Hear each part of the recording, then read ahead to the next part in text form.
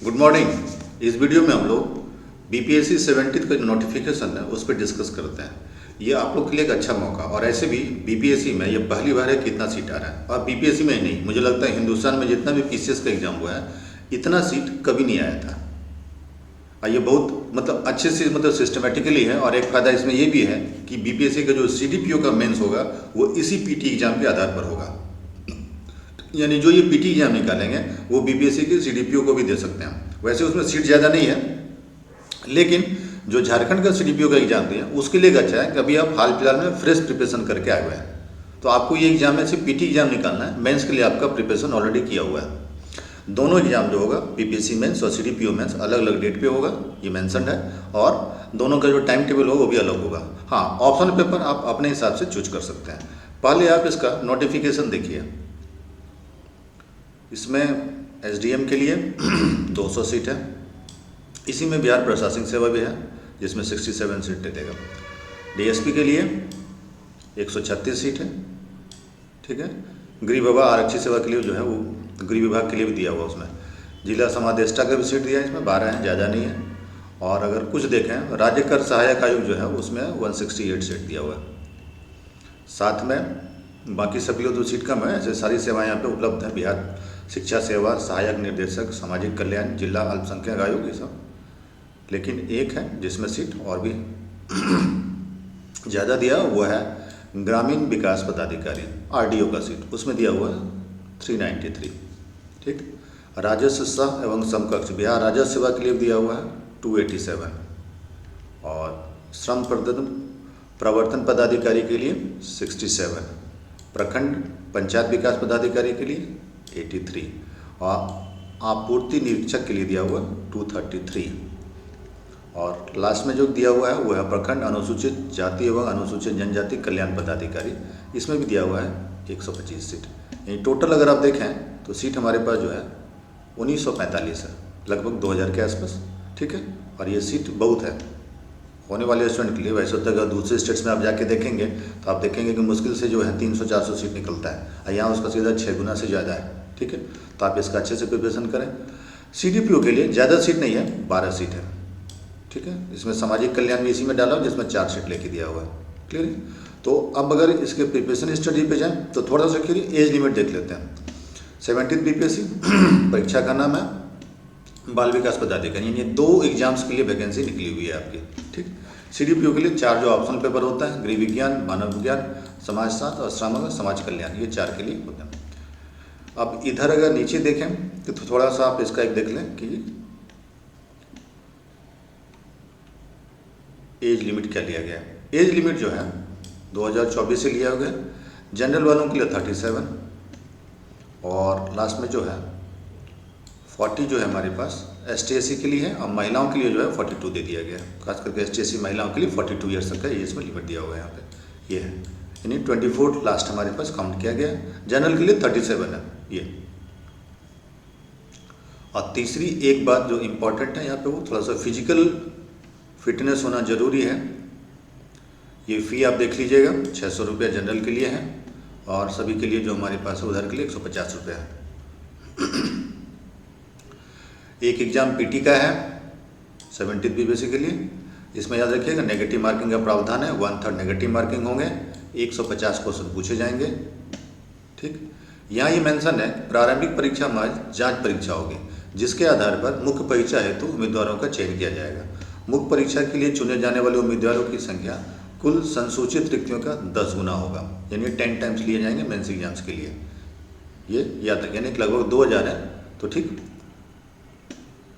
अब दूसरी बात यहाँ पे 70 बीपीएससी का जो है अनिवार्य विषय, ऐसे तो पेपर ये मेंस का दिया हुआ है, और अगर आप मेंस एग्जाम में जाके देखें तो एक हिंदी का पेपर होगा, जनरल स्टडीज पेपर होगा, जीएस पेपर 2 और निबंध। ऑप्शनल पेपर है बट ये पासिंग है, सिर्फ आपको इसमें पास करना है, यानी 30% नंबर लाना है। तो मेन आपका ये पेपर होता है। और इन पेपर में अगर आप देखिएगा तो जो सेकंड पेपर है जीएस का और निबंध पेपर, ये थोड़ा ज़्यादा इंपॉर्टेंट है। पेपर 1 ईजी होता है। पेपर 2 में जब भी आप एग्जाम्स देंगे, मैं आपको उसमें से 20-25 क्वेश्चन गेस करके निकाल दूंगा, वही 20-25 क्वेश्चन मेंस एग्जाम में रहेगा। ये आप ध्यान रखेंगे। ये आप कभी जब एग्जाम देंगे मेंस का तो आप मुझसे कांटेक्ट कर लीजिएगा। स्क्रीन पर नंबर दिया हुआ है, और इसी स्क्रीन पे जो नंबर है इसी पे आप मुझसे कांटेक्ट कर लीजिएगा। निबंध के लिए टॉपिक हो सके तो अभी से थोड़ा थोड़ा लिखिएगा, लेकिन अभी टाइम नहीं है क्योंकि 17 नवंबर को इसका पीटी का एग्ज़ाम्स है, तो थोड़ा सा भी पीटी पे ज़्यादा फोकस रहिए। जो लोग पहले से मेंस प्रिपेयर कर चुके हैं उसके लिए तो बहुत अच्छी बात है, ये आपके लिए बहुत अच्छा लकी साबित होगा। जो लोग नहीं कर पाए हैं वो ऑप्शनल पेपर को, अगर आपके पास टाइम है, मैनेज कर सकते हैं तो थोड़ा सा तैयारी मेंस का भी कर लीजिए। और अगर आपको लगता है कि नहीं एकदम फ्रेश कैंडिडेट, तो अभी थोड़ा पीटी पे ही ज़्यादा फोकस रहिए। बाद में फिर मेंस के लिए मुझे जहाँ तक पता है कि फरवरी के आसपास मेंस का एग्ज़ाम होगा, तो थोड़ा सा आपको टाइम मिल जाएगा। और ये CDPO का सेम पेपर रहेगा, बस इसमें याद रखिएगा इसमें GS पेपर तो रहेगा, लेकिन इसमें AC पेपर आपको नहीं देना है। यहाँ दोनों में थोड़ा सा देख लीजिएगा। यहाँ अगर आप फिर से देखिएगा, मैं स्क्रीन पे दिखा रहा हूँ, इसमें निबंध पेपर है 300 अंक का, जो 70 BPSC देंगे मेंस का, लेकिन अगर आप CDPO देंगे उसका तो उसमें आपको AC पेपर नहीं देना है, इतना है। इसमें 4 ही ऑप्शनल पेपर है, ये आप देख लेंगे। बाकी इधर सारे आप अपने हिसाब से ऑप्शनल पेपर चूजिए, यहाँ पे कोई मैटर नहीं है ऑप्शनल का, सिर्फ पासिंग है। तो कोई भी ऑप्शनल पेपर जो आपको अच्छा लगता है आप अपने हिसाब से चूज कर लें। फिजिकल एक्टिविटी के लिए थोड़ा सा फिटनेस जरूरी है, जो यहाँ पे दिया हुआ है। फॉर्म भरने का डेट 28 से स्टार्ट होगा, 28 सितंबर से, और 18 अक्टूबर तक डेट रहेगा।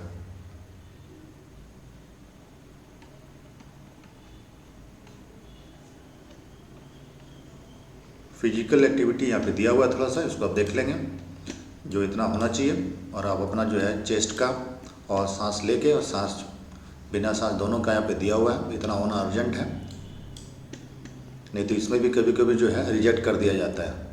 अब है कि सर प्रिपरेशन कैसे करें। देखिए 4 टॉपिक BPSC में बहुत इंपॉर्टेंट होता है, उसमें एक टॉपिक है करंट अफेयर्स, दूसरा है हिस्ट्री, बिहार हिस्ट्री और इसे मिला के, तीसरा ऑप्शन है हमारे पास साइंस एंड टेक्नोलॉजी, इससे 20 से 25 क्वेश्चन रहते हैं।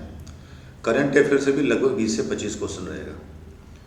तो ये दोनों टॉपिक बहुत ही हैं। बिहार अगर स्पेशल जाइएगा, Bihar geography, Bihar history, Bihar culture, Bihar economy से मिला के और बिहार करंट अफेयर, उससे भी 20 से 25 क्वेश्चन के आसपास रहते हैं, और हिस्ट्री से भी 20-25 क्वेश्चन। बाकी जो पेपर है ज्योग्राफी, इकोनॉमी, करंट, ये दोनों से 10-12 क्वेश्चन रहेंगे। और एप्टीट्यूड वाला सेक्शन जो होता है उससे 10 से 12 क्वेश्चन ही आते हैं, रीजनिंग मैथ मिला करके, यानी मैथ से 4-5 क्वेश्चन, रीजनिंग से 4-5 क्वेश्चन। तो सबसे ज़्यादा फोकस जो आपको रहना होगा वो करंट अफेयर्स, दूसरा बिहार, तीसरा हिस्ट्री और चौथा साइंस एंड टेक्नोलॉजी। अगर ये 4 पेपर पे करते हैं तो लगभग 100 से 105 क्वेश्चन सिर्फ यही 4 सेक्शन से रहता है। आप कभी खुद पेपर प्रीवियस ईयर का निकालिएगा और उसका एनालिसिस करके देखिएगा, तो आपको अंदाज़ा हो जाएगा कि किस सेक्शन से कितना है, और जो मैं बता रहा हूँ इसी के आसपास रहता है। 2-4-5 क्वेश्चन आगे पीछे हो सकता है। तो जिनको है कि पीटी निकालना है उनको ये 4 पेपर पे ज़्यादा ध्यान देना पड़ेगा। ये 4 सेक्शन अगर आप अच्छे से कर लेते हैं तो आप समझ लीजिए कि आपका प्रिपरेशन पीटी का आराम से निकल जाएगा।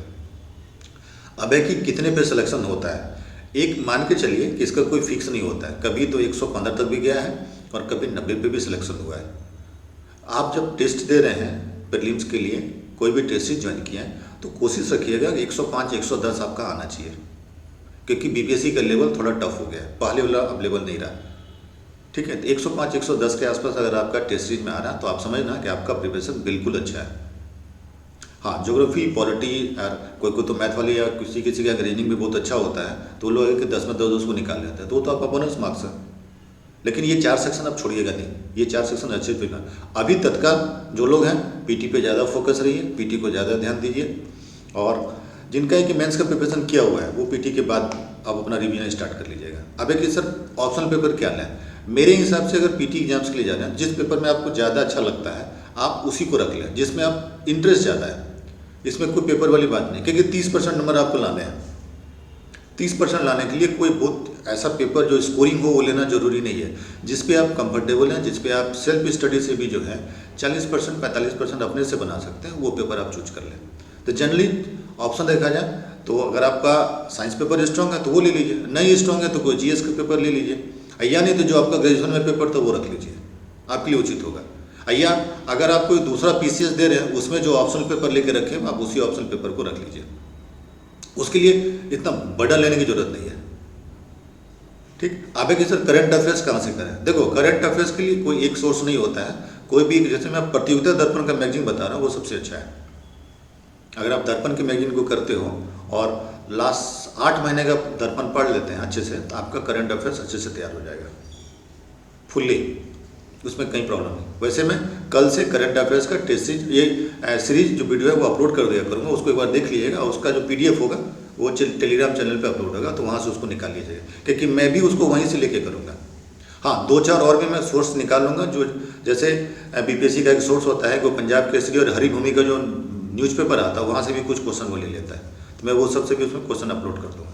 करंट का मैं कर दूँगा, बाकी आप लोग भी तैयारी कीजिएगा और अच्छे। और मेरी ओर से आप लोग सभी को एग्ज़ाम्स के लिए शुभकामनाएं। ये आपके लिए बहुत अच्छा मौका है एग्ज़ाम्स निकालने के लिए, और इसको आप अच्छे से तैयार करके दें, क्योंकि इतनी बड़ी वैकेंसी फिर BPSC कभी निकालेगी इधर 3-4 नेक्स्ट ईयर में संभव नहीं है, और दूसरे PCS तो निकालते भी नहीं है इतना।